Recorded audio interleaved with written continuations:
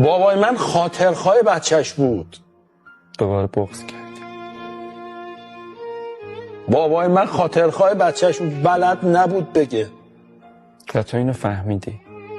الان دیر فهمیدم.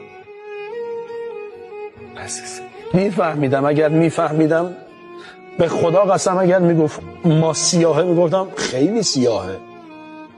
یه خیلی هم به عنوان تأکید روش میذاشتم. مجید اگه بابا الان زنده بود چیکار میکردی؟ با همین فهم الان بگم دورش میگشتم کمه، اینقدر فشارش میدادم و سخوناش بشکنم. من وقتی دست میکشم رو سر بچم، من میفهمم چه حسی به بچم دارم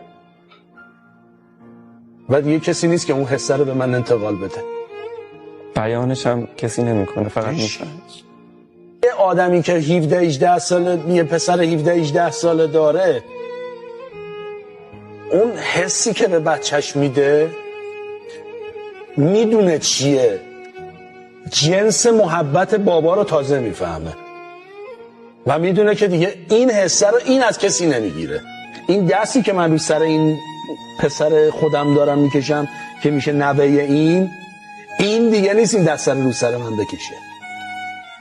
من میفهمم بابا ندار یعنی چی، بابا نداشتن یعنی چی.